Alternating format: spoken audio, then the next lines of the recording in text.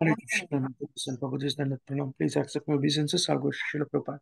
हम आज शिल प्रपात जी से वचित भगवद गीता यथा रूप में दूसरा अध्याय 23rd श्लोक से चर्चा करने की कोशिश करें। बहुत ही महत्वपूर्ण श्लोक है। कई बार प्रपात जी और कई लोग भी इसके बारे में कोट करते हैं। नैनम चिन्यन्ति शस्त्राणि, नैनम दाहति पावका, न चैनम क्लेदयन्तापो, न शोच यति मारुतः। यह कृष्ण ने आत्मा के बारे में बता रहे हैं। आत्मा को स्वयं अपना आंख से देख नहीं सकते, इसलिए वो किस किस चीज से भिन्न नहीं कर सकते इसके बारे में बताएं। तब हम सीधा बोल नहीं सकते तो वो दूसरा तरीके से बोलने की कोशिश करते ना। That is called definition bye negation बोलते हैं अंग्रेजी में। जो नहीं होता है उसे बोलते बोलते हुए वो उसका महानता को बताने की कोशिश करना। जो आत्मा जो है, अंश जो है, उसके बारे में हम इतना छोटा है आत्मा की। हमारा शरीर है, हमारे शरीर में जो है, जो शरीर में जो रहता है वो आत्मा, उसे हम ठीक तरीके से समझ नहीं पाते, क्योंकि आत्मा का परिमाण इतना छोटा है। उसका लंबा और चौड़ा कोना इतना छोटा है, हम लंबा और चौड़ा को माप नहीं ले सकते हैं। कोई भी भौतिक माप लेने वाले यंत्रों से हम उसे माप नहीं सकते हैं।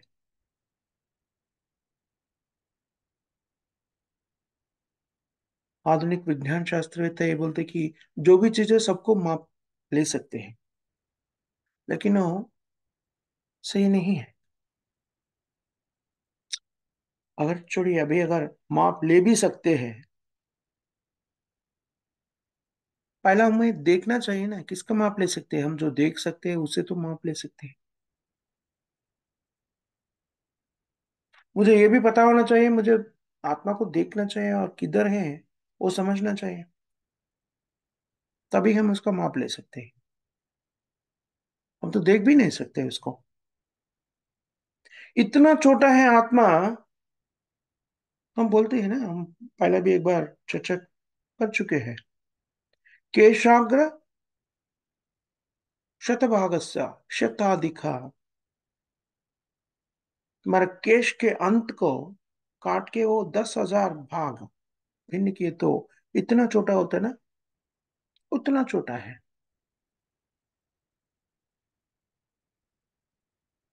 हम तो हमारा भौतिक रूप से एक केश का अग्रभाग को, छोटा सा अग्रभाग को काट के और उसे 10,000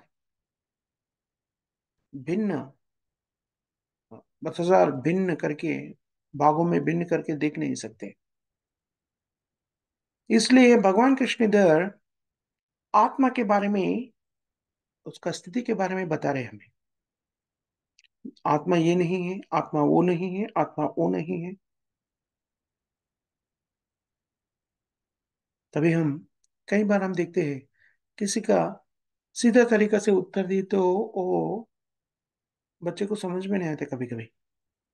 तो उसे जो नहीं है उसके बारे में बताने से वो समझने की कोशिश करते हैं।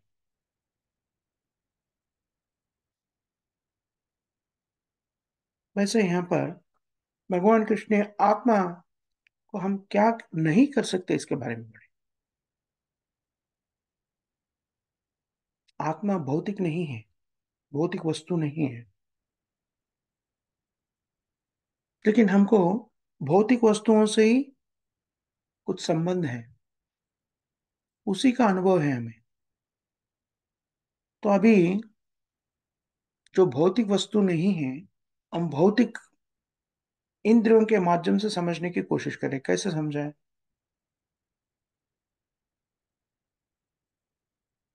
नैनम चिन्यन्ते शस्त्राणि, ये क्या बता रहे हैं इधर? आत्मा को कोई शस्त्र से विच्छिन्न नहीं कर सकते।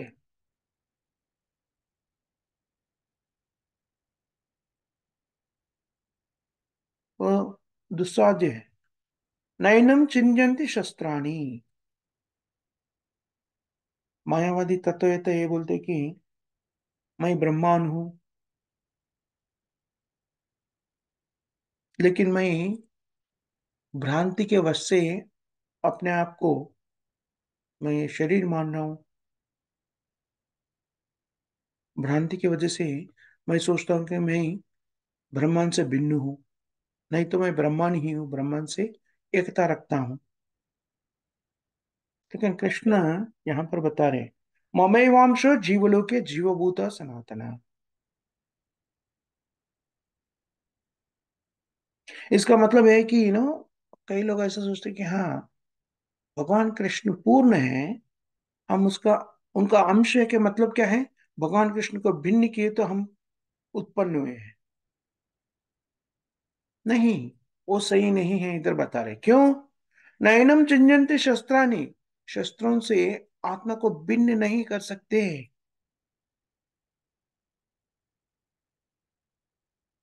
इसका मतलब क्या है? जो आत्मा है भगवान का अंश शाश्वत रूप से है। ऐसे नहीं कि माया का प्रभाव से हम भगवान से भिन्न होकर अभी प्रकट हुए, ऐसा नहीं। क्योंकि हम भगवान के अंश हैं, इसका मतलब है भगवान को भिन्न करके हमें उत्पन्न किया गया नहीं। अगर वो सही है तो इधर ये नहीं बोल सकते कि वो आत्मा को कोई भी भिन्न नहीं कर सकते, कोई शस्त्र से भिन्न नहीं कर सकते।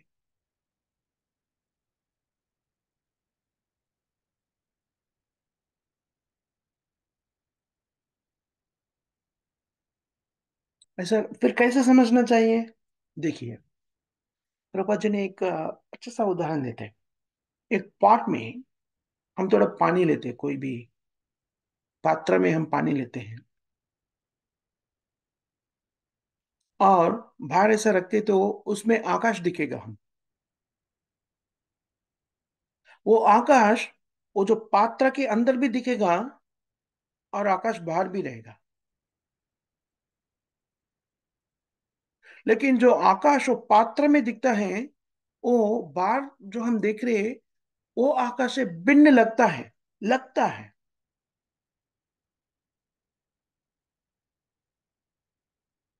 ऐसा लगता है वो पूरा आकाश से भिन्न हो गया। लेकिन आकाश को ऐसा कोई भिन्न कर सकते हैं क्या?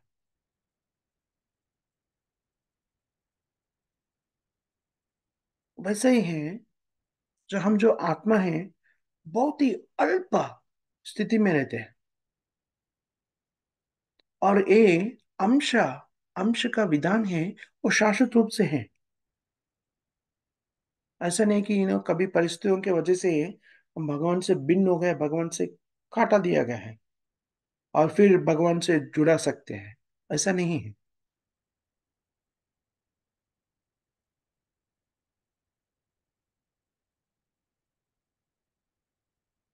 ये इसके बारे में, अगर भगवान से गुना गुण के माध्यम से हम भगवान से एक ही है।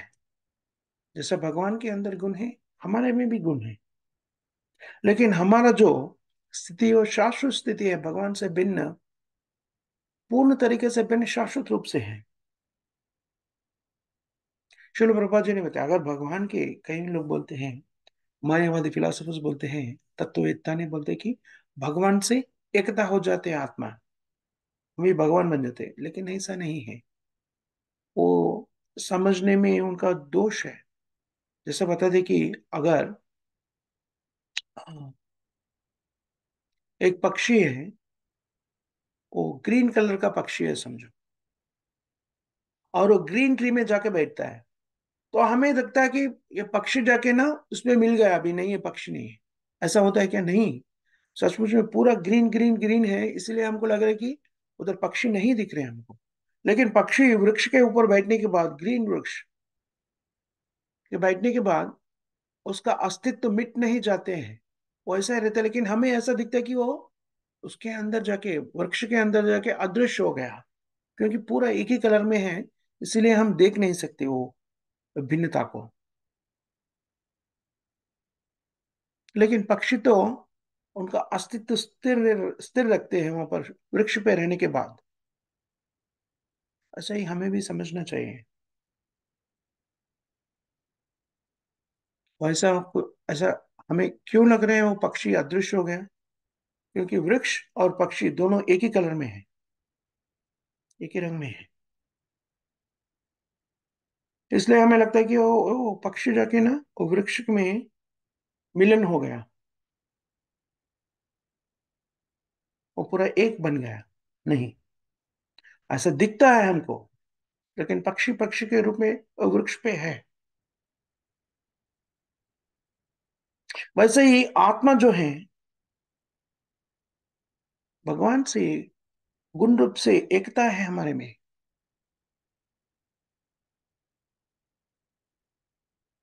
ऐसा ब्रह्मांड में भी जाते हैं जीवात्मा, निराकारवादी भगवान के भगवान बनना चाहते हैं, भगवान के अंदर मैच जोड़ना चाहते हैं एकता से। लेकिन शास्त्रों में बताते हैं अगर ब्रह्मांड पहुंचने के बाद भी जीवात्मा उनका स्थिति नष्ट नहीं होते हैं, उनका अस्तित्व को मिटा नहीं सकते, उनका अस्तित्व स्थिर होते हैं। इसलिए उनका जो अस्तित्व जो है वो नहीं मिट जाते हैं। इसलिए ये बताते हैं कि शास्त्र में जीवात्मा आनंदमय स्थिति में रहते हैं सब, शाश्वत रूप से। जो आत्मा है कैसा बनाया गया है? सत चित आनंद विग्रह। सत का मतलब है शाश्वत, चित का मतलब है पूर्ण ज्ञान, चित का मतलब है ज्ञान। सत शाश्वत, चित का मतलब ज्ञान, आनंद आनंद, ये तीनों से मिलित हुए विग्रह है जीवात्मा। इसका मतलब है स्वरूप से जीवात्मा आनंदमय स्थिति में रहते हैं, क्योंकि आनंद में स्थिति में रहना, चेतना से आनंद में स्थिति रहना जीवात्मा के प्राकृतिक स्वरूप है। इसलिए वो अगर ब्रह्मांड में जाके स्थिर होते हैं तो वहां पर शाश्वत रूप से नहीं रह सकते, क्योंकि आनंद वश में रहने का आत्मा का लक्षण है। आनंद का मतलब विभिन्न स्थितियों में रहने का ना। लेकिन ब्रह्म ज्योति में चिन्ह मात्रा,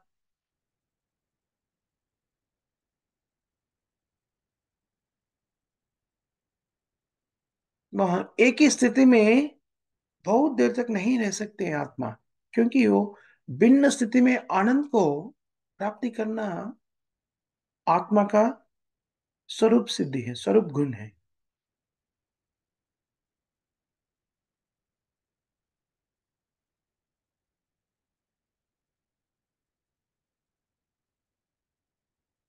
देखिए अगर आकाश हम देखते हैं एक ही तरीका से रहते हैं। भौतिक आकाश के बारे में हम बात करें, भौतिक जगत में हम जो आकाश को देखते हैं, अगर हमें भिन्नत को प्राप्ति करना है तो कोई ना कोई खगोल में जाना पड़ेगा, तो वहां पर भिन्नत्व का आस्वादन मिल सकते हैं। अगर आकाश में रहते हैं तो आकाश पूरे एक तरीके का से है, वो भिन्न नहीं है, भिन्नत्व का आनंद को प्राप्ति नहीं कर सकते। और भिन्नत्व को आनंद का प्राप्ति, भिन्नता को प्राप्ति करने के लिए जीवात्मा को एक भौतिक पृथ्वी में आना पड़ेगा, कोई ना कोई खगोल में जाना पड़ेगा, या चंद्रलोक या सूर्यलोक या धरित्री पे। वैसे ही ब्रह्म ज्योति में अगर आत्मा जाके वह स्थिर होते हैं। ब्रह्म ज्योति का अर्थ क्या है? ब्रह्म ज्योति जो है भगवान कृष्ण से उत्पन्न हुए तेज है। यश्च प्रभा प्रभवतो जगदानंद कोटि, ब्रह्म संहिता में बताते हैं। जैसा सूर्य किरण जो है, किरण वो सूर्य ग्रह से आते हैं, सूर्यलोक से। और सूर्यलोक में कौन रहता है? सूर्य भगवान रहते हैं। वैसे ही आध्यात्मिक आकाश में, आध्यात्मिक जगत में भगवान कृष्ण से उत्पन्न हुए सो तेज, उसे रूप नहीं है। तेज के क्या रूप होती है? पूर्ण तरीके से विस्तृत विस्तृत हो जाते हैं। वो तेज में, भगवान के रूप से उत्पन्न हुए सो, शरीर से उत्पन्न हुए सो तेज में हम जाके एक खंड जैसा स्थिर हो जाते हैं। वो है, जो व्यक्ति भगवान में स्थिर होने का इच्छा रखते हैं, निराकारवादी हैं, वो उधर जाते हैं। लेकिन वहां रहने से, जैसा हम कह रहे थे, आकाश में रहने से भिन्नत्व का आनंद नहीं प्राप्त कर सकते हैं। जैसे ही ब्रह्म ज्योति में रहने से जीवात्मा को भिन्नत्व का आनंद प्राप्ति नहीं होते। भिन्नत्व का आनंद को प्राप्ति करना चाहिए तो वो आकाश में जो खगोल है, उसके अंदर जाना पड़ेगा हमें। उसे क्या कहते हैं? आध्यात्मिक जगत के, आध्यात्मिक आकाश में रहने वाले खगोल को वैकुंठ लोक कहते हैं। वैकुंठ लोक में बहुत उन्नत स्थिति में है। वैकुंठ लोक कौन सा है? कृष्ण लोक है। कृष्ण का शरीर से ब्रह्मांड उत्पन्न होते हैं। ब्रह्मांड का मतलब है कृष्ण से जैसे उत्पन्न है सो तेज है। यश प्रभा प्रभवतो जगदानंद कोटि। बाकी पूरा जो है, पूर्ण तरीका से आध्यात्मिक खगोल पूरा उसी में उत्पन्न होकर स्थिर होते हैं। सर्वम कलो इदम ब्रह्मा,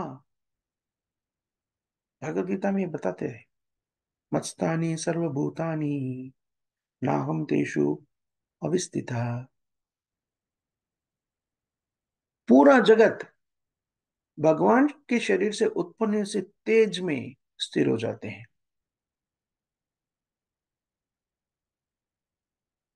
जैसा हम भौतिक जगत में देखते हैं, बहुत सारा खगोल है, ग्रह बोलते हैं ना हम, कई ग्रह हैं। वो सब ग्रह सूर्य के तेज में स्थिर हो जाते हैं। सूर्य का तेज जो है वो निराकार कह जा सकते हैं। लेकिन वो किधर से उत्पन्न हो रहे हैं? सूर्य ग्रह से उत्पन्न हो रहे हैं। वो सूर्य के तेज में हजारों हजारों ग्रह स्थिर हो जाते हैं।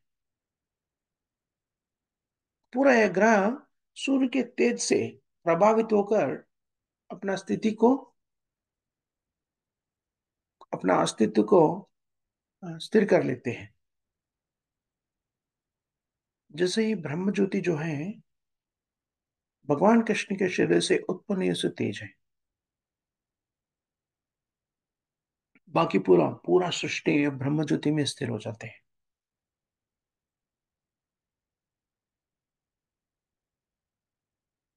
कई तरीके के शक्तियां भगवान में रहते हैं। हम उसके बारे में श्रीमद् भागवत में अध्ययन करते हैं। जैसे ही सूर्य के किरणों में कई रंग होते हैं, उसे ये भौतिक जगत का क्या बोलते हैं, भौतिक जगत में वो भौतिक जगत को प्रभावित करते हैं। हर दिन हम देखते हैं सूर्य का तेज से जैसे हमें दिन रात प्रकट हो जाते हैं।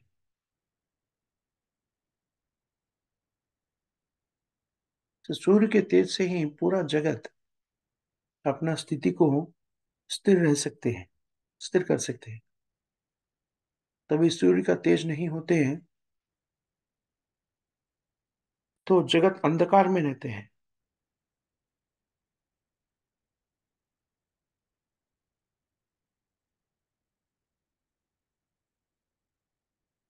भौतिक जगत में जो भी अपना स्थिति को स्थिर रखने के लिए सूर्य का शक्ति का शक्ति से ही कर सकते हैं। वैसे ही भगवान कृष्ण से उत्पन्न हुए सो किरण, तेज पूरा जगत का मूलाधार है। यश प्रभा प्रभवतो जगदानंद कोटि। ये ब्रह्म ज्योति के आधार पर करोड़ों करोड़ का अनगिनत ब्रह्मांड का उत्पन्न होते हैं।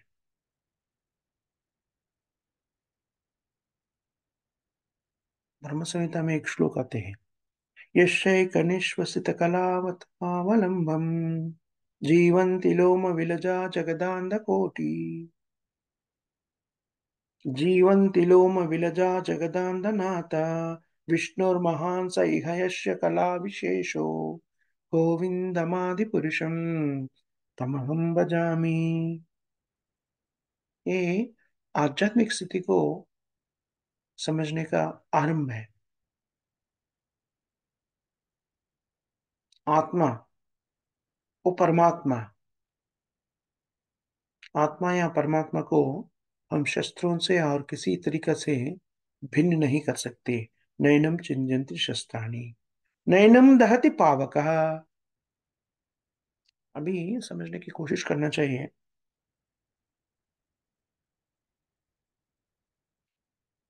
आधुनिक विज्ञान शास्त्र ऐसा सोचते कि सूर्यगोल में कोई जीव नहीं रह सकते, लेकिन शास्त्र बताते कि वैसा वो सही नहीं है। वो बताते हैं कि सूर्यगोल में भी जीव है। हमें कैसा पता? ऐसा कैसा हो सकता है? इतना गर्मी है, हम नजदीक भी नहीं जा सकते हैं। सही बात है। हमारा जो शरीर है, ये धरित्री पे रहने के लिए दिया गया, सो शरीर, ये शरीर नहीं रह सकते। लेकिन आत्मा जो है, वो अग्नि से भस्म नहीं होते हैं। इसमें वेद शास्त्रों में हमें बताया जाता है, सूर्य कोल में भी जीवात्मा है, लेकिन वहां पर जो जीवात्मा रहते हैं उनका शरीर अग्नि से बना गया है। वहां पर भी जीव है हमारे जैसे, लेकिन वो अग्नि से बनाए हुए शरीर पे रहते हैं। बस उतना ही है। हम भूमि या पृथ्वी के, हमारे शरीर में पांच जो तत्वों से बनाए गए शरीर में पृथ्वी ज्यादा रहते हैं। जो सूर्य गोल में रहने वाला जीव का बना गया उस बनाए उस शरीर में अग्नि ज्यादा रहते हैं। बस उतना ही फर्क है।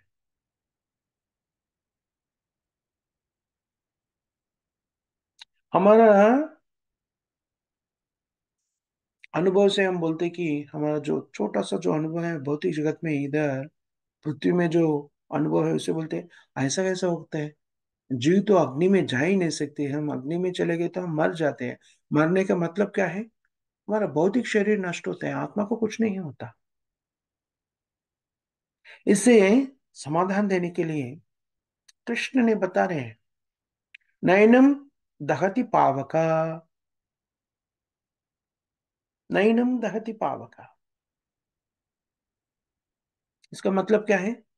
आत्मा को कोई जला नहीं सकते। अगर आत्मा जल जाते हैं अग्नि पे,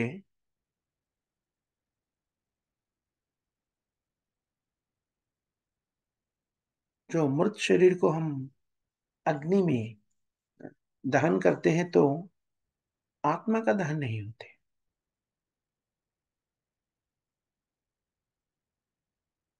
एथीस्ट जो रहते हैं, जो भगवान को नहीं मानते हैं, नास्तिक, वो कहते कि जो शरीर के अंत से पूरा अंत हो जाते हैं। वैसे नास्तिक भावना में रहने वाले बहुत सारे लोग हैं। कई कई कई लोग भौतिक रूप से बहुत ज्ञानी लगते हैं, क्योंकि बहुत बड़ा प्रोफेसर्स भी वैसे ही बात करते हैं। लेकिन कृष्ण इधर बता रहे हैं, नैनम दहति पावका, आत्मा जल नहीं जाते हैं अग्नि पे।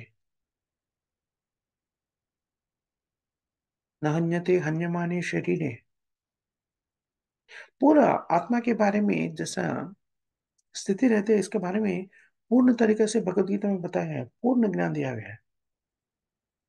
आत्मा कभी अग्नि में जल नहीं जाते, और आत्मा को कोई शस्त्रों से या अस्त्रों से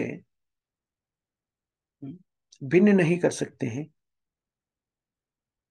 और न चैनम क्लेदयंत्यापो,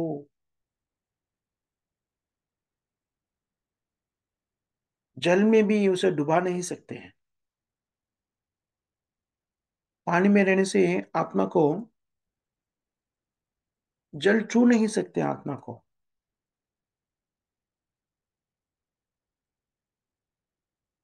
लेकिन भौतिक जगत में हम देखते हैं जो भी चीज रहते हैं, भौतिक वस्तु जो रहते हैं, उसे हमें भिन्न कर सकते हैं। अगर अ, जितना भी अ, शक्तिवंत वस्तु हो, उसे हम कहीं ना कहीं मिशन से हम उसे भिन्न कर सकते हैं।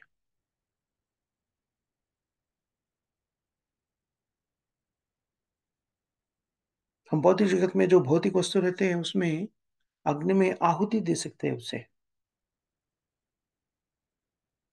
कई वस्तुओं कई टेम्परेचर में बर्न हो जाते हैं। लोगों का लोग को अग्नि में जलाने के लिए उसका शक्ति ज्यादा रहना पड़ता है, टेम्परेचर बढ़ाना पड़ता है। और कागज को अग्नि में जलाने के लिए उतना जरूरत नहीं पड़ती है। लेकिन सब कुछ बर्न हो जाते हैं, कि जल जाते हैं भौतिक वस्तु। जो भी वस्तु को हम पानी में डालते हैं, भौतिक वस्तु को, वो डूब जाते हैं। लेकिन यहाँ पर क्या बता रहे हैं? न चैनम क्लेदयन्त्यापो न सोचयति मारुतः।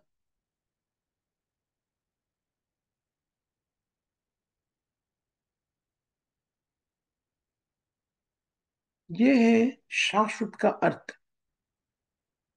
अग्नि से जला नहीं सकते हैं, अस्त्र और शस्त्रों से भिन्न नहीं कर सकते हैं, और पानी में डुबा नहीं सकते हैं, किसी तरीके से उसे ध्वंस नहीं कर सकते हैं। वो शाश्वत है। इसका मतलब क्या है? जो भी भौतिक स्थितियों से आत्मा, कोई भी भौतिक स्थिति आत्मा को नाश नहीं कर सकते। अच्छा, असंगोयम पुरुषः।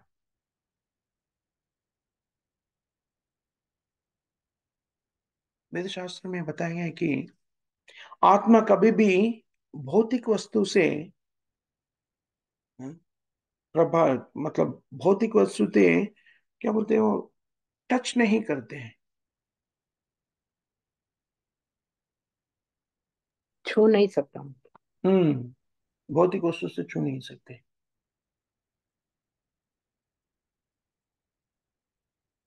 भौतिक वस्तु आत्मा के सराउंडिंग्स को ऐसा कवर जैसा रहते हैं, लेकिन उसे छू नहीं सकते हैं। जैसा मेरा शरीर, इस शरीर के ऊपर मेरा, हम वस्त्र पहनते हैं। ये वस्त्र शरीर के ऊपर पहना हुआ है, लेकिन ये वस्त्र जो है शरीर से बांधा हुआ नहीं है। तो शरीर जो है ये वस्त्र से भिन्न है। कभी भी मैं पहन रहा हूं ऊपर से, फिर भी ये वस्त्र मेरा शरीर का भाग नहीं बन जाते हैं। वो भिन्न ही रहते हैं शरीर से। वैसे ही जो आत्मा है वो शरीर से भिन्न है। शरीर को, आत्मा को छू नहीं सकते शरीर, और आत्मा भौतिक वस्तु किसी को भी छूते नहीं है।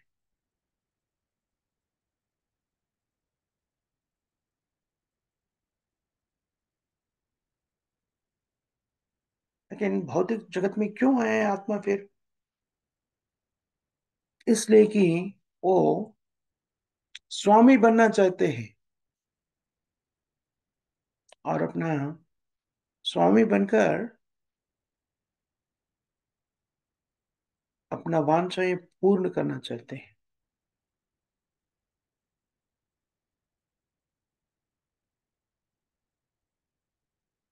यह भौतिक स्थिति में अपना आधिपत्य चलाने के हम इधर प्रकट होते हैं। हम सब देख सकते हैं, पूरा सब जीव ऐसा सोचते हैं कि हम इसके ऊपर अधिपति बन जाए, भौतिक प्रकृति को अपना अधीन में रखना चाहते हैं। यही हमारा दोष।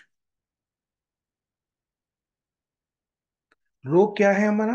भौतिक जगत में आने का रोग क्या है कि हम ये भौतिक जगत को अपना अधीन में रखना चाहते हैं। लेकिन हम कौन है? हम सेवक हैं। लेकिन हम अधिपति बनना चाहते हैं। वो है हमारा रोग। तभी हम आधिपत्य नहीं कर सकते हैं, अपना अधीन में इस जगत को नहीं रख सकते हैं, भौतिक जगत को अपना अधीन में नहीं रह सकते हैं। तभी वो क्या सोचते हैं? एक भौतिक जगत तो जो भी है वो सच नहीं है, इसलिए मैं भगवान बनना चाहता हूं। भगवान में मिलन होना चाहता हूं। ब्रह्म सत्यम जगन मिथ्या। लेकिन जो आत्मा है, भगवान कृष्ण का अंश है, इसलिए प्राकृतिक रूप से आनंदमय स्थिति में रहते हैं।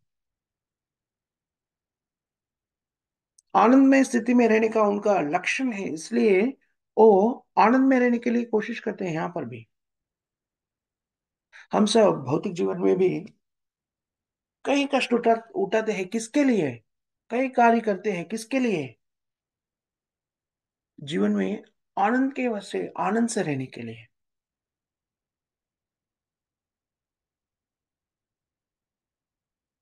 लेकिन वो आनंद का प्राप्ति हमें आध्यात्मिक किरणों से नहीं मिलता। इसलिए श्रीमद् भागवत में इसके बारे में बताते हैं।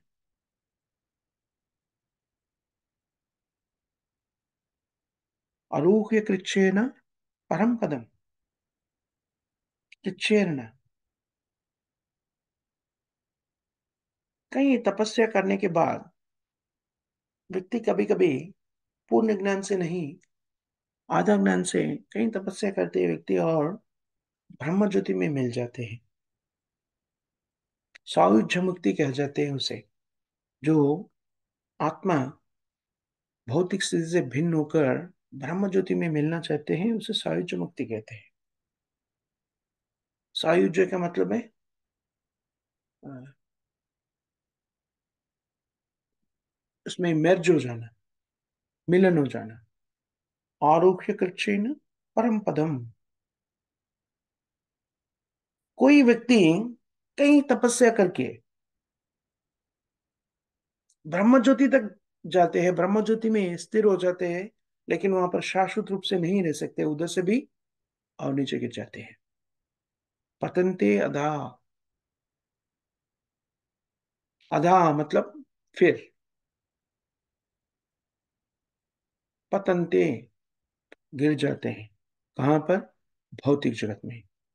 आरुह्य कृष्णेन परम पदम तथा पतंती अधः। क्यों गिर जाते हैं उधर से?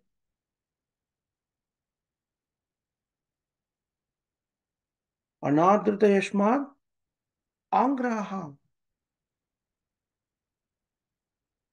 क्योंकि वो व्यक्ति आनंद को प्राप्ति करने की कोशिश करते हैं, लेकिन ब्रह्म ज्योति में स्थिर होने से भिन्न तरह का आनंद नहीं मिलते हैं। और ऐसा व्यक्ति भगवान को व्यक्ति बोलकर वो स्वीकार नहीं करते, भगवान को व्यक्ति के रूप में स्वीकार नहीं करते। भगवान की स्थिति को वो अल्प ज्ञान के कारण वो स्वीकार नहीं कर सकते। वो समझते कि भगवान को भगवान को रूप नहीं है, अरूपी है।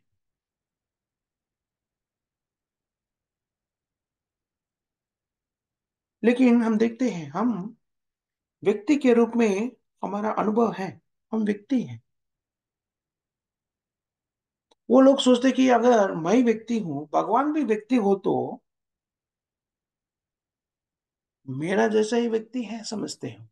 और वो सोचते कि अगर भगवान भी मेरे जैसे व्यक्ति हैं, तो विश्व पूरा, जगत को पूरा कैसा उत्पन्न कर सकते हैं। जैसा अनंत विश्वों का, अनंत लोक का उत्पादन कैसा हो सकते हैं। इसलिए भगवान व्यक्ति नहीं है, उनको रूप नहीं है, वैसा उनका सोच रहते हैं। इसलिए भगवान के बारे में समझने के लिए बहुत ही सुकृति का जरूरत पड़ती है।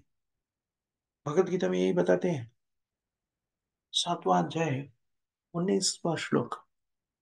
बहुनां जन्मनामन्ते ज्ञानवान् मां प्रपद्यते वासुदेव शरणति सनात्मा सुतल्प। जैसा निराकार तत्व के बारे में मानसिक कल्पना करने के बाद जो व्यक्ति आध्यात्मिक प्रगति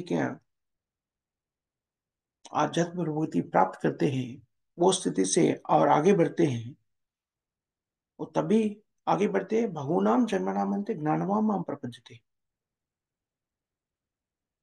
कई जन्मों के बाद, कई जन्म के अंत के बाद व्यक्ति ये समझते कि परम सत्य जो है व्यक्ति है, और उन्हें रूप है, सच्चिदानंद विग्रह। ब्रह्मेति परमात्मेति भगवान इति शब्दयते। भगवान वदन्ति तत् तत्त्वविदस् तत्त्वं ज्ञानम अद्वैसम। श्रीमद् भागवतम में बताया गया है, जिसे सत्य के बारे में पता रहता है, वो सत्य को पूर्ण तरीके से जो समझते हैं, वो समझते हैं कि वो सत्य को तीन तरीका से समझ सकते हैं, ब्रह्मांड, परमात्मा और भगवान के स्थितियों में। लेकिन वो सब एक ही है। लेकिन वो समझने में जो अंतर है, वो एक समझते कि ब्रह्मांड के, और एक स्थिति में समझते कि परमात्मा, और पूर्ण तरीका से तभी ज्ञान का प्राप्ति होती है भगवान। लेकिन एक ही भगवान को तीनों स्तर पर अवगाहन करते हैं व्यक्ति, उनके चेतना के स्थिति के आधार पर। जैसे बताते कि जो हम एक पर्वत को देखते दूर से, वो तो ऐसा लगता है कि एक बहुत सारा फॉगी दिखते हैं हमें, कुछ ठीक तरीके से नहीं दिखते हैं।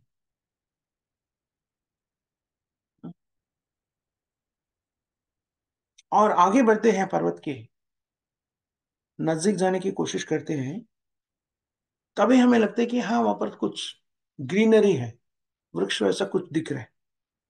वो भी स्पष्ट तरीके से नहीं दिखते, कुछ तो है वहां पर, ऐसा दिखता है। और सचमुच वो पर्वत के पास जाते हैं हम,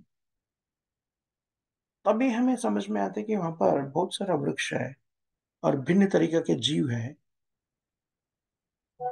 और कई व्यक्ति भी है। जैसे भी परम सत्य को अवगाहन करने के लिए जो भी व्यक्ति प्रयत्न करते हैं, जो दूर से देखे तो उसे क्या लगते हैं, वो भ्रमित होकर और मानसिक कल्पना से समझते कि वहां पर कुछ रूप वगैरह नहीं है। परम सत्य जो है सर्वव्यापक है, और उसे रूप नहीं है। और आगे गए तो आध्यात्मिक पुरोगति की तो योगी बनते हैं। वो परमात्मा को अपने ही हृदय में अनुभव कर सकते हैं। ज्ञानावस्थिता तद्गति न मनसा पश्यन्तियाम योगिना। ज्ञानावस्थिता, ध्यान में रहकर योगी अपने ही हृदय में स्थित हुए से परमात्मा के बारे में अवगाहन कर सकते हैं। ये भगवान को परमात्मा स्थिति में समझना, ब्रह्मेति परमात्मेति। जो भक्त है, वो भगवान कृष्ण की अनुभूति करते हैं। सच में बोले तो भगवान कृष्ण की देख सकते हैं। नित्यो नित्यानाम चेतनश्चेतनानाम, परम सत्य के अंतिम स्थिति क्या है, अंतिम रूप व्यक्ति है। क्योंकि दुर्दृष्टि के कारण जो मूढ़ रहते हैं, अज्ञान में रहते हैं, मूढ़ा अल्प ज्ञान रहते हैं, अवजानन्ति मां मूढ़ा मानुषम तानुमाश्रिता, वो लोग नहीं समझते। वो बोलते कि ओ कृष्ण के बारे में आप बात कर रहे हैं, हाँ वो भगवान हो सकता है, लेकिन वो भौतिक जगत में भौतिक रूप लेके प्रकट हुआ व्यक्ति के रूप में। कैसा प्रकट हुआ? माया के अधीन पे आकर। ये मायावादी सिद्धांत है। वो लोग माया को अध्ययन करते हैं, इसलिए भगवान को भी माया के अधीन में रहने वाले व्यक्ति समझते हैं। ये मायावाद तत्व है। लेकिन भगवान माया नहीं है। माया के प्रभाव में कभी भी भगवान नहीं आ सकते, माया उसे प्रभावित नहीं कर सकते हैं। बल्कि कृष्ण ने कहते कि ममेम एवे माम माम एव प्रपद्यन्ते मायम एताम तरन्ति ते। लेकिन कृष्ण ने बता रहे, जो भी व्यक्ति मेरा शरणागति लेते हैं वो माया से वे मुक्त हो जाते हैं। अगर जो व्यक्ति कृष्ण का शरणागति लेते हैं वो व्यक्ति माया से मुक्त हो सकता है, तो कृष्ण माया के अधीन में कैसे रह सकते हैं? वो सही सिद्धांत नहीं है। हमें भी सोचना चाहिए, अगर भगवान कृष्ण के शरणागति लेते हैं हम, तो हम माया से मुक्त हो सकते हैं। जो व्यक्ति शरणागति लेने पर हमें मुक्त कर रहे हैं, वो खुद माया के प्रभाव में कैसे रह सकते हैं? इसलिए कृष्ण कहते हैं अवजानन्ति मां मूढ़ा मानुषम तानुमाश्रिता परम भाव मजानंतो।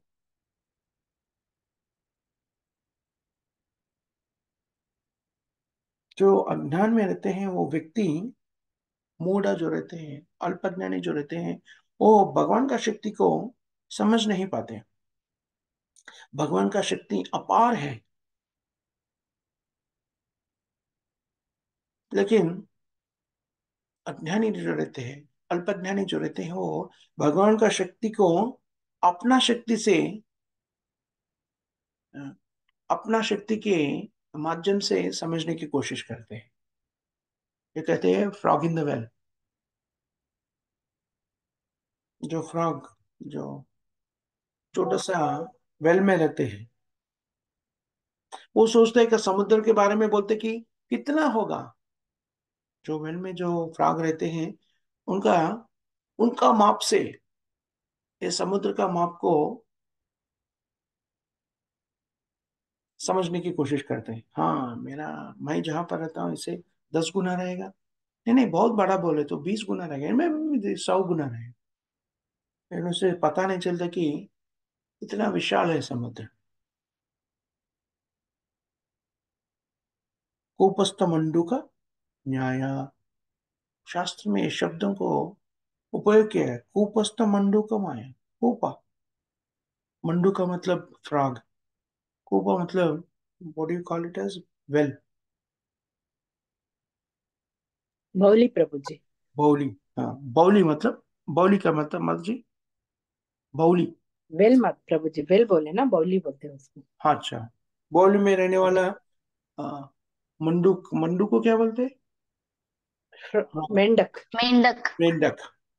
बाउली में रहने वाला मेंढक समुद्र का नाप नहीं ले सकते। जो भी समुद्र का माप लेने की कोशिश करता है, वो बाउली के हिसाब से ये माप लेने की क्षमता रखने की कोशिश करते हैं। कि वो सोचते कि हाँ ये बाउली से 10 गुना होगा समुद्र।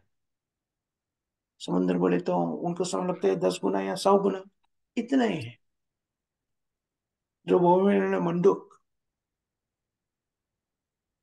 समुद्र के बारे में नहीं समझ सकते हैं, वैसे ही जो अल्पज्ञानी हैं वो अपना जीवन से भगवान को मापने की कोशिश करते हैं।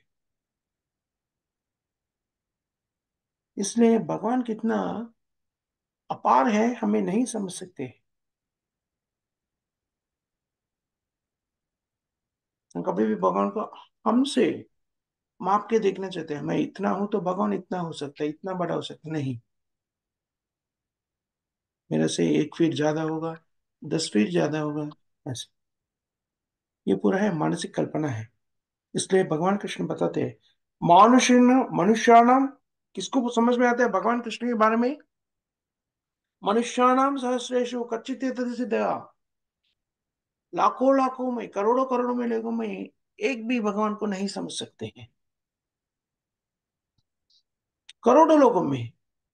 और वो समझने के लिए भी क्या चाहिए? कई अनंत जन्म का अंत होने के बाद।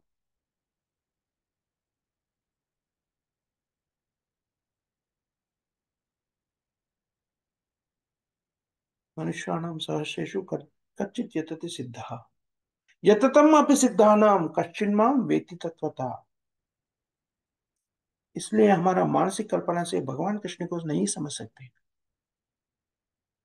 और ऐसे ही आत्मा का परिमाण कितना है वो भी हम नहीं समझ सकते। इसलिए हमें इसके बारे में जो ज्ञान है वो प्रामाणिक आचार्यों से, वेद शास्त्रों से, भगवान कृष्ण से हमें स्वीकार करना चाहिए। भगवान कृष्ण का स्थिति क्या है और सत्य का स्थिति क्या होता है, परम सत्य क्या होता है, आत्मा क्या होता है, ये सब चीजों के बारे में हम वेद शास्त्रों से ज्ञान को ले सकते हैं। और वेदों से इसे हमें ग्रहण करके समझना चाहिए। ग्रहण करना, कैसा ग्रहण करना? हम वेदों को प्रामाणिक आचार से सुनकर वो समझ सकते हैं। इसीलिए वेदों को श्रुति कहते हैं, श्रुति। जो श्रुति है वो सुन के सीख सकते हैं, लेकिन उसे प्रयोग नहीं कर सकते हैं। भौतिक जीवन में प्रयोग करके हम निर्धारित नहीं कर सकते। दुर्दृष्टवश के कारण कई ऐसा लोग भी रहते हैं, सब चीज प्रयोग के रूप में ज्ञान को प्राप्ति करना चाहते हैं, प्रत्यक्ष रूप से। इसलिए वो प्रत्यक्ष रूप से सत्य को नहीं जान सकते, जो मानसिक कल्पना से सत्य को जानने की कोशिश करते। भगवान कृष्ण के बारे में ब्रह्म संहिता में बताते, पंचास्तु कोटि शतवत्सर संप्रगम्यो वायुरतोपि मनसो मुनिपुंगवान सोप्यस्ति यत्प्रभद सिम्मे अचिन्त्य तत्वा गोविंदमादि पुरुषं तमहं भजामि। पंतस्तु कोटि शतवत्सर संप्रगम्य, हम करोड़ों साल आकाश में भ्रमण करते हैं, फिर भी भगवान के पास नहीं जा सकते हैं।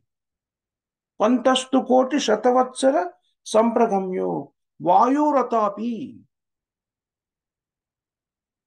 कौन सा कोई विमान में हम जाने की कोशिश करते हैं, कैसा विमान? वो विमान इतना जोर से चलते हैं, हवा जैसा घूमते हैं, जो कांति के स्पीड में जाते हैं, फिर भी हम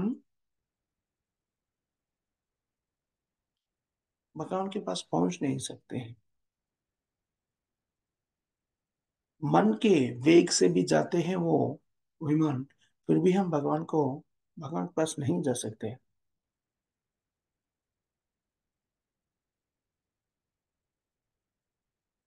देखिए, हमारा मन से एक जगह पर बैठकर हम मन मनोवेग से हम कितना जल्दी ऐसा सोचते हैं, हम कहीं अगर भौतिक जगत में कहीं भी हो, एक क्षण में दूसरा कारण तक जा सकते हैं। अगर हम स्वर्गलोक जाने तो मन को वेग से अभी 1 सेकंड में स्वर्ग के बारे में ऐसा सोचते हैं, जो भी हम सुना है हम स्वर्ग पहुंच जाते हैं। मन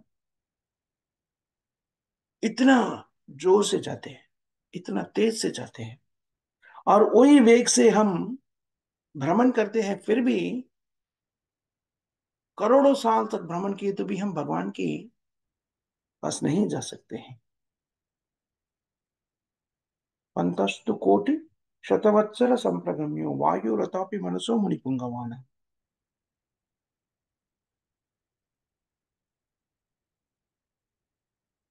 साधारण व्यक्ति नहीं, जो साधु है, योगी है, वो भी नहीं कर सकते। दूसरा जगह और ब्रह्म संहिता में भी बताते हैं। लेकिन जो व्यक्ति वेदेषु दुर्लभम अदुर्लभम आत्मभक्तो, कोई वेद का अध्ययन करते हैं दिन रात, आगे से पीछे, पीछे से आगे, जहां बोले तो वहां बोल सकते हैं, पूरा वेद ज्ञान का प्राप्ति करते हैं, फिर भी वेदों का सार जो है वो समझ नहीं पाते। वेदों का सार है भगवान कृष्ण की शरणागति में है, भगवान कृष्ण के बारे में समझना। और वेदों को पूर्ण तरीका से अध्ययन करते फिर भी भगवान नहीं मिलते। अगर अपना ही मानसिक कल्पना से वेदों को अध्ययन करके उसे समझने की कोशिश करते हैं, तो तब भी हम वेद ज्ञान को प्राप्ति नहीं कर सकते हैं। वेदेषु दुर्लभम अदुर्लभम आत्मभक्तो, लेकिन भगवान को एक सुलभ तरीका से हम, बहुत एक साधारण स्थिति के साधारण तरीका से एक हम समझ सकते हैं। कैसा?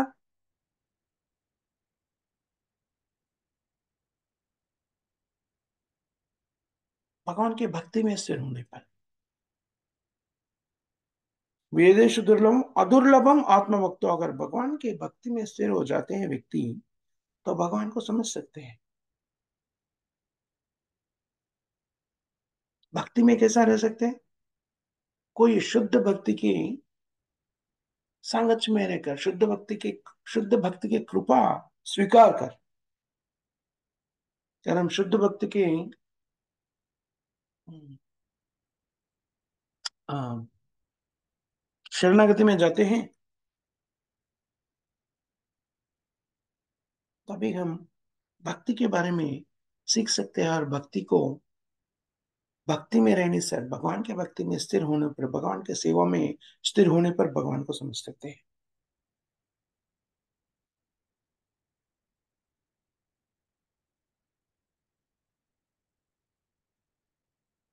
प्रहलाद महाराज कहते हैं, कृष्ण वर्ण में हम अपने आप नहीं रह सकते। नैषम मतिस तवाद उरुक्रमांग्रहिम, कृष्ण भावना जो है उतना आसान नहीं है। कृष्ण भाव में स्थिर होकर भगवान के शरणागति लेना उतना आसान नहीं है। निष्किंचना नाम महीयाशम पदरजो भीषेकम, निष्किंचना नाम न वृणति अवाद। तब तक हम शुद्ध भक्त का चरण धूलि को प्राप्त नहीं होते, चरण धूलि को प्राप्त नहीं होते हमें।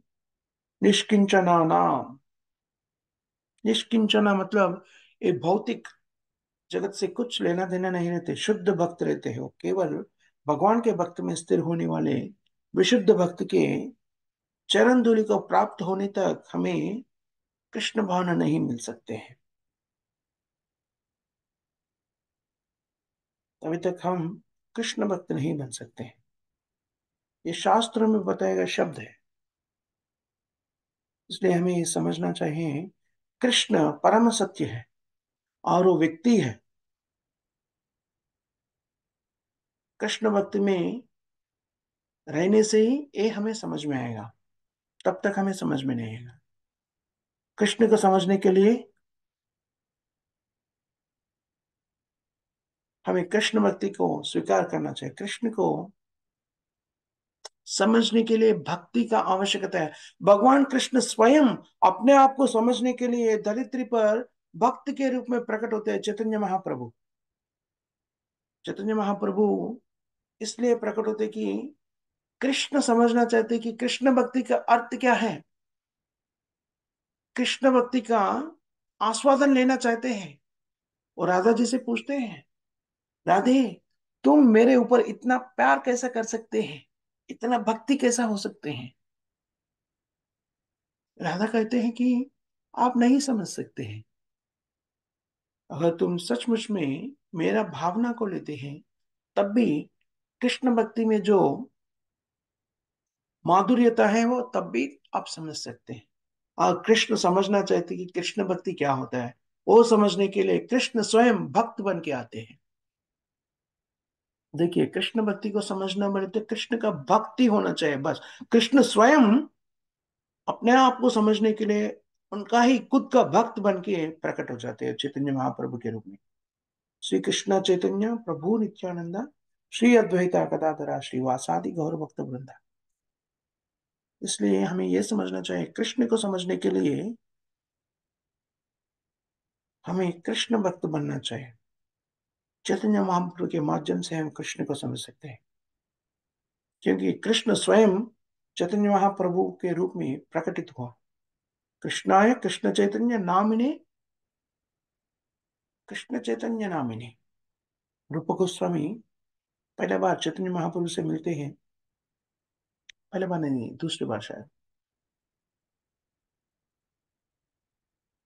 तभी नवाब हुसैन शाह के में नवाब हुसैन शाह के राज्य में मंत्री रहते हैं रूप गोस्वामी, तभी पहला बार मिलते हैं। उसके बाद दूसरा बार मिलते हैं, तभी चैतन्य महाप्रभु उसे कहते हैं कि उनका जो उद्देश्य है, जो भौतिक जगत में प्रकट होने का उद्देश्य है, उसे भाग लेने के लिए आदेश देते हैं। इसलिए रूप गोस्वामी प्रभुपाद, रूप गोस्वामी अपना राज्य का वो अधिकार रहते हैं उसे इस्तीफा देना चाहते थे। चैतन्य महाप्रभु की ये मिशन जो है, कृष्ण चैतन्य भावना को प्रचार करने का उद्यम जो है, उसमें भाग लेना चाहते हैं। इलाहाबाद में, प्रयाग में चैतन्य महाप्रभु से वो मिलते हैं। तभी मिलते हैं, तब भी एक स्वाभाविक रूप से चैतन्य महाप्रभु के बारे में एक शब्द आते हैं उनके मन से। वो एक श्लोक के रूप में बताते हैं, नमो महावदन्याय कृष्ण प्रेम प्रदायते, कृष्णाय कृष्ण चैतन्य नामिने गौरतृषे नमः। ऐसा देखते ही उनके मन में ये भावना उत्पन्न होती है, वो एक श्लोक के माध्यम से बता देते हैं, नमो महावदन्याय कृष्ण प्रेम प्रदायते। आपने बहुत कृपामय अवतार है। क्यों? आप कृष्ण प्रेम को सबको बांट रहे हैं। कृष्ण को ने व्यक्ति नहीं समझ सकते, कृष्ण को ही नहीं समझ सकते, कृष्ण प्रेम के बारे में पूछो मत। लेकिन ऐसा कृष्ण प्रेम आपने सबको प्रदान कर रहे हैं। नमो महावदन्याय, इसलिए आप बहुत बड़ा कृपा में अवतार है। वदंती, वदंती का मतलब है दान गुण रहने वाला, दान गुण। जो जितना हमें चाहिए उतना दान में दे देते हैं, उसे वदंती। चैतन्य महाप्रभु को लोग नहीं समझ सकते हैं साधारण रूप से। चैतन्य महाप्रभु स्वयं कृष्ण है।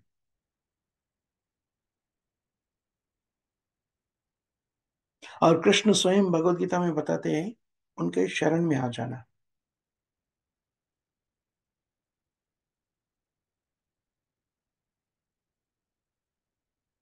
कृष्ण बताते हैं, मेरा शरणागति में आ जाओ, तुम्हारा रक्षा मैं ही करूंगा। हम ताम सर्व पापीभ्यो। फिर भी लोग समझ नहीं सकते, ओ भगवान कृष्ण को क्यों शरणागति लेना चाहिए। कृष्ण को शरणागति क्यों, वो भी हमारा जैसा ही व्यक्ति है। शायद मेरे से बेटा थोड़ा बहुत शक्तिमान है, लेकिन उसे शरणागति क्यों लेना। ये तो हमारा भव रोग है, भौतिक रोग। भगवान कृष्ण के शरणागति में नहीं आने का रोग। सब लोग यहाँ पर अपने आप को प्रभु मानते हैं। मैं ये हूँ, मैं वो हूँ, मैं डॉक्टर इंजीनियर हूँ, मैं ये देश का नेता हूँ, इस देश का नेता हूँ, ये प्रदेश का नेता हूँ, ऐसा। ये पूरा जो है ना, मैं ये हूँ वो हूँ, मैं स्त्री हूँ पुरुष हूँ, ये देश का नेता हूँ, देश का ये प्रदेश का मैं राजा हूँ, ये सब भौतिक स्थितियां हैं। ये भवरोग है। इसे मुक्त होने के लिए हमें भगवान कृष्ण का शरणागति लेना चाहिए। तद्विधि, वो भगवान कृष्ण का शरणागति लेने के लिए क्या करना चाहिए? प्रामाणिक आचार्य का सेवा में स्थित होना चाहिए। तद्विधि प्रणिपातेन परिप्रश्नेन सेवया उपदेशांगिते ज्ञानम ज्ञानी स तत्वदर्शिना। हम शरणागति लेने के स्थिति में नहीं रहते हैं तो भगवान को नहीं समझ सकते हैं। जो भौतिक जीवन में देहात्म बुद्धि से अपना जीवन को व्यतीत करते हैं, वो कभी भी भगवान के शरणागति में आना नहीं चाहते। कभी भी भगवान से खुद भगवान बनना चाहते हैं। सब जगह पर ऐसा स्थिति फैल जाती है कि मैं अधिपति बनने का। व्यक्ति व्यक्ति के बीच में ऐसा ही ये भावना उत्पन्न होती है कि मैं पहला रहना चाहिए, मैं ही उनसे ऊंचा रहना चाहिए। परिवार और परिवार के बीच में, देश और देश के बीच में, सब लोग यही कोशिश करते हैं भौतिक जीवन में। हम प्रधान व्यक्ति बन जाओ, प्रधान देश बन जाओ, सब लोग मेरा पूजा करें। वैसा स्थिति में भौतिक जीवन में व्यक्ति कभी शरणागति नहीं लेना चाहते। ये हमारा भौतिक जीवन में जो रोग है वही रोग है, भव रोग कहते हैं। इसलिए भगवान कृष्ण ये आदेश देते हैं, ये मूर्खता से मुक्त होने के लिए बहुत सारा भवरोग जो है उसे मुक्त होने के लिए कृष्ण का शरणागति लेना चाहिए। शरणागति लेने का मतलब क्या है? सर्वधर्मान परित्यज्य माम एकम शरणम व्रज।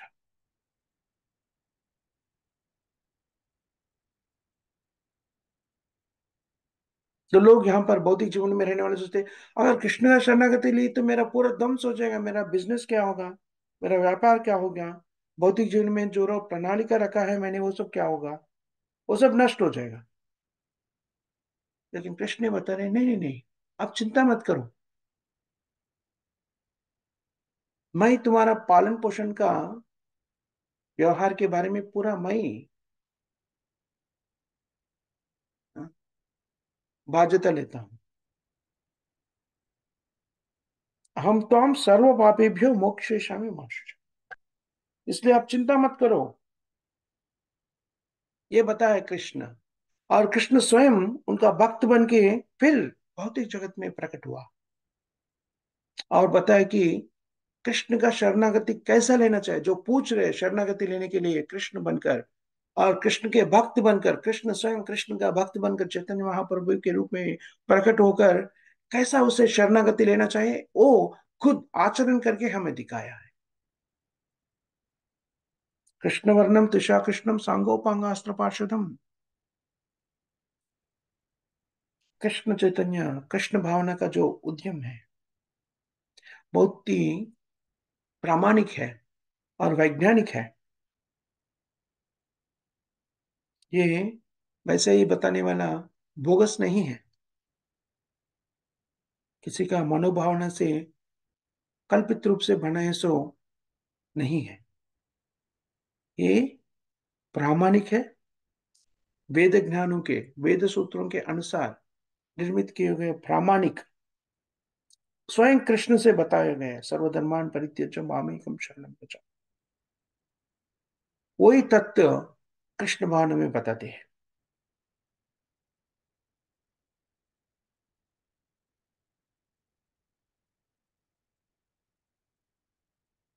हम अपना मानसिक कल्पना से भगवान को समझने की कोशिश करते तो वो समझ में नहीं आते हैं। लेकिन यहाँ पर ये प्रामाणिक रूप से बता रहे हैं भगवान कौन है, उनका नाम है कृष्ण। और भगवान कृष्ण का कार्य क्या होते हैं, क्या करते हैं वो कहाँ पर रहते हैं, वो कैसा दिखते हैं, कैसा रहते हैं, हमारा और उनका बीच में संबंध क्या है। अभी हम यहाँ पर इतना क्लेशों में क्यों हैं, और जो हमारा संबंध है वो भिन्न कैसा हो गया, और उसे पुनः स्थापित कैसा कर सकते हैं, ये सब के बारे में भगवत गीता में बताया गया है। हमें वो स्वीकार करना चाहिए और भगवान कृष्ण का शरण में जाना चाहिए। और शरण में जाने का माध्यम भी भगवान कृष्ण बताते हैं, मन मना भाव मत भक्तो मज्जे जी माम नमस्कुरु। जो प्रामाणिक आचार्य रहते हैं वो यही सत्य को दोहराते हैं, जैसा भगवत गीता में बताया गया है। जो भी प्रामाणिक आचार्य हैं वो मानसिक कल्पना से अपना खुद का कुछ नहीं बताते हैं, जो भगवत गीता में बताए वही दोहराते हैं।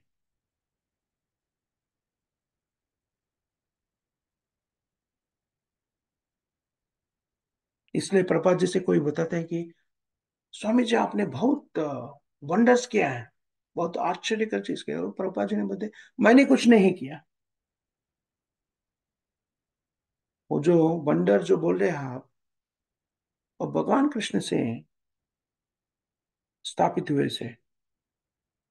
आप मुझे कुछ भी श्रेय देना चाहते हैं तो एक ही बात पर हम श्रेय दे सकते हैं, मुझे श्रेय दे सकते हैं, वो मैं भगवत गीता को यथारूप में आपको प्रकट किया है, बस उतना ही। ये प्रभुपाद जी का नम्रता है।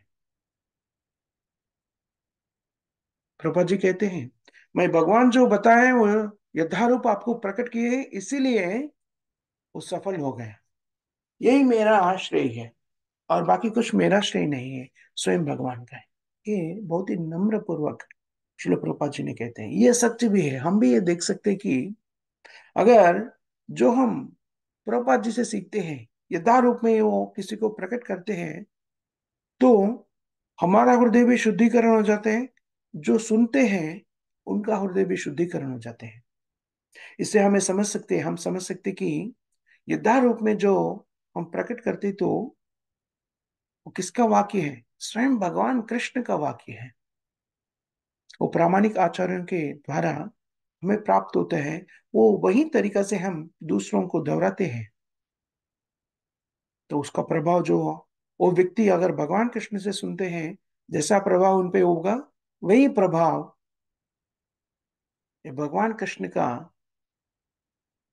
यथारूप में, भगवान कृष्ण का आदेश को यथारूप में प्रकट करने से वही प्रभाव होगा। ये है परंपरा से ज्ञान को स्वीकार करने का तरीका है। और ये ऐसा स्वीकार करने से हमारा हृदय शुद्धिकरण हो जाते हैं और मानव जीवन का लक्ष्य को प्राप्त कर सकते हैं। मानव जीवन का लक्ष्य क्या है? जन्म मृत्यु जरा व्याधि चक्रबंधन से मुक्त होना। भौतिक जीवन में आधिपत्य धोरणी जो है, हम प्रभु बनने का जो इच्छा है उससे मुक्त होकर अपना स्वाभाविक स्थिति में आ जाना। हमारा स्वाभाविक स्थिति क्या है? भगवान कृष्ण के सेवा में रहने का। वो कैसा करना चाहिए? कृष्ण भावना में कैसा रहना चाहिए? कृष्ण भावना को अपने जीवन में कैसे उतारना चाहिए? श्रील प्रभुपाद जी ने बताया चारों नियम को पालन करने से हम कृष्ण भावना को अपना जीवन में उतार सकते हैं। और चारों नियम क्या है? हर दिन कम से कम 16 माला हरे कृष्ण महामंत्र का जाप करना। हरे कृष्ण कृष्ण कृष्ण हरे हरे, हरे राम राम राम हरे हरे। ये महामंत्र को एक बार जप किया, 108 बार ये महामंत्र को जप किया तो एक माला हो जाते हैं। वैसा कम से कम 16 माला जप करना चाहिए। और हम जो भी ग्रहण करते हैं, स्वीकार करते हैं खाने के लिए, वो कृष्ण प्रसाद ही होना चाहिए, बाकी कुछ नहीं करना। भक्तों के संगत में रहकर हर दिन भगवत गीता भागवतम से अध्ययन करना चाहिए, श्रवण करना चाहिए।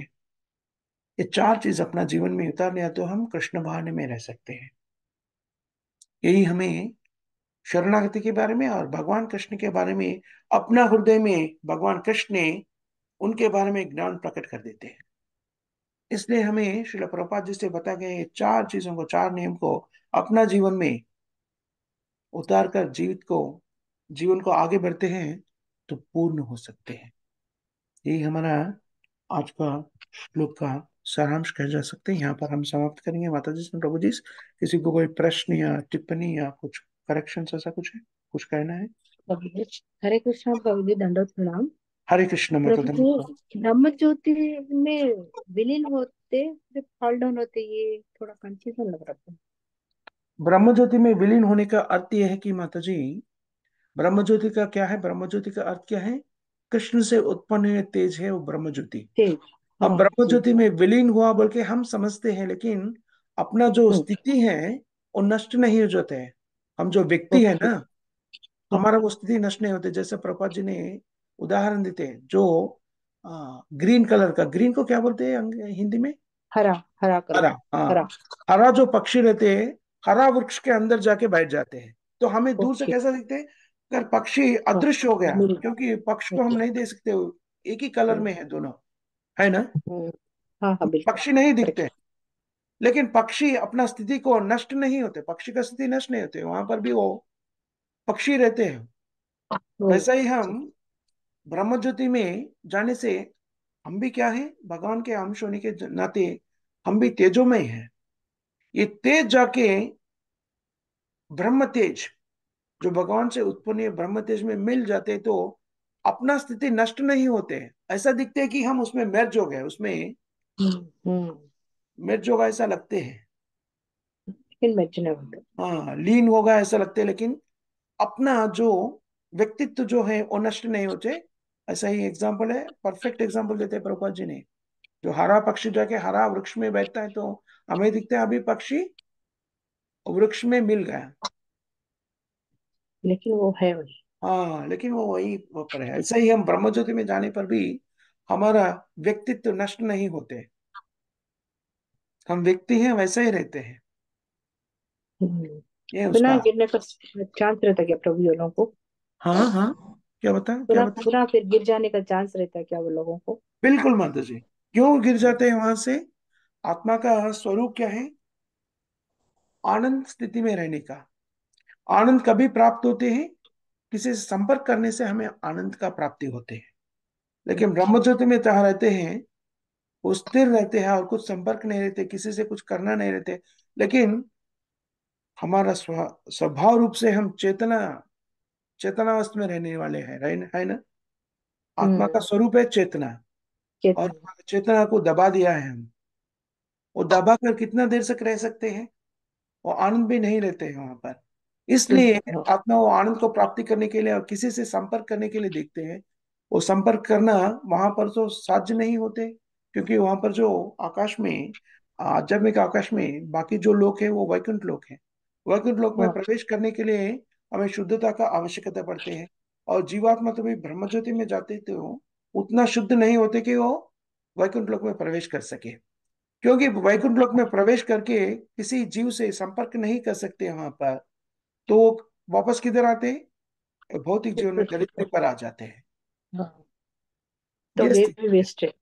Yes, very. Absolutely. All the effort is wasted and you come back again to this material world. लेकिन लोग समझते कि ब्रह्म ज्योति में विलीन हो गए समझते, लेकिन ये गलत धारणा है। हाँ, विलीन होने का मतलब ऐसा दिखते हैं, जैसा हरा पक्षी हरा वृक्ष में गए तो हमें दिखते कि वो वृक्ष में विलीन हो गया, अभी वो पक्षी नहीं है, लेकिन सचमुच में तो पक्षी रहता है, हमें दिखता नहीं। हम्म। वैसे हम भी तेज होने के कारण ब्रह्म ज्योति में जाने पर लगता है कि हम ब्रह्म ज्योति में विलीन हो गए, लेकिन हमारा अस्तित्व नष्ट नहीं होता। स्वर्ग सब कुछ गिर जाने के चांसेस रहते प्रभु जी। स्वर्ग में जाना भी गिर जाते, कितने दिन रहते स्वर्ग वो तो फिर पुनः भौतिक, गिर जाते। वही। पूर्ण रूप से भौतिक है। बिल्कुल। भौतिक जगत का भाग है स्वर्ग तो। हाँ। जो ब्रह्म ज्योति में मिलन होना, आध्यात्मिक आकाश में रहते हो, लेकिन स्वर्ग तो भौतिक जगत का अंश है। पूरी सुख सुविधाएं। हाँ, भौतिक जगत में एक सुविधा है। हम परसों या कल या सुबह कभी तो हम इसके बारे में चर्चा कर रहे थे। जैसा हम भोग करना चाहते हैं, इंद्रिय भोग करना चाहते हैं, तो यहाँ पर ठीक तरीका से नहीं कर सकते हैं। ये दरिद्री पर स्वर्गलोक में वो भोग ज्यादा स्तर पर कर सकते हैं, बस उतना ही है। चर्च। जो फैसिलिटी चलती है। ज्यादा रहते हैं। हाँ। भूमि पर जितना नहीं, जो पा नहीं सकते वो स्वर्गलोक में जाके पा लेते हैं पूरा, फिर हाँ, पुनः गिर जाते हैं। सही बात है। ओहो। थैंक यू प्रभु जी। देखिए, स्वर्गलोक में जाने का, मैं तो गिर जाना नहीं चाहता हूँ, मैं गिर जाना नहीं बोलता, क्योंकि स्वर्गलोक में जाना सचमुच में, जिसको हम्म। आध्यात्मिक ज्ञान को प्राप्ति हुआ, स्वर्गलोक में जाना बोले तो ना, इसे भी क्या बोलते हैं, डिग्रेडेड है। क्यों? और जोर तरीका से भौतिक जीवन में व्यतीत होने का इच्छा रख रहे हैं आप, हाँ। यही है ना। जो आनंद को प्राप्ति हम्म। करने का कोशिश कर रहे हैं यहाँ पर, वो ठीक हाँ। तरीके से नहीं हो पा रहे, क्योंकि हमारा वृद्धाप्य भी होते हैं, व्याधि भी होते हैं। ये दोनों से मुक्त होकर मेरा आनंद को प्राप्ति करना, भौतिक जीवन का आनंद को प्राप्ति करना चाहते, तो मैं स्वर्गलोक जाना चाहते हैं। इसका अच्छा। मतलब क्या है? भौतिक जीवन में और स्थित हो रहे, हाँ। इसलिए स्वर्गलोक जाना पड़े तो अगर हम ठीक तरीके से सोचे तो ना, अपना स्थिति से और नीचे उतरना हो जाते हैं, आध्यात्मिक दृष्टिकोण से और भी नीचे हम्म। स्तर पर आना। क्योंकि yes, देखिए, और भोग करने का, और फैसिलिटीज बढ़ जाते, तो हम आध्यात्मिक जीवन से दूर हो जाते हैं ना। दूर हो जाते, जितने फैसिलिटीज बढ़े तो उतना आ, दूर हो जाते। भौतिक जीवन सच। में हम यहाँ पर भी देखते हैं, किसी को कोई कष्ट नहीं अ, अनुभव कर रहे हैं, वो बोलते हैं, मैं सब कुछ, मेरा जीवन में सब कुछ ठीक है, अभी भक्ति भक्ति के बारे में मुझे नहीं बताओ, ऐसा बोलते लोग, है ना। हाँ हाँ। मेरा बैंक बैलेंस ठीक है, मेरा पत्नी और बच्चे ठीक है, मेरा सब पूरा ठीक है, अभी ये इसके बारे में बोलो मत मुझे। हाँ करेक्ट। सुनना ही नहीं चाहते कुछ लोग। सुनना भी नहीं चाहते। ऐसे ही स्वर्ग का प्राप्ति होती तो व्यक्ति आध्यात्मिक जीवन को स्वीकार करना, भक्ति में आना और भी मुश्किल हो जाते हैं। इसलिए सच में बोले तो स्वर्गलोक में जाना के मतलब है, भौतिक आध्यात्मिक स्थिति देखे तो और भी वो नीचे स्तर पर आ गया। हाँ।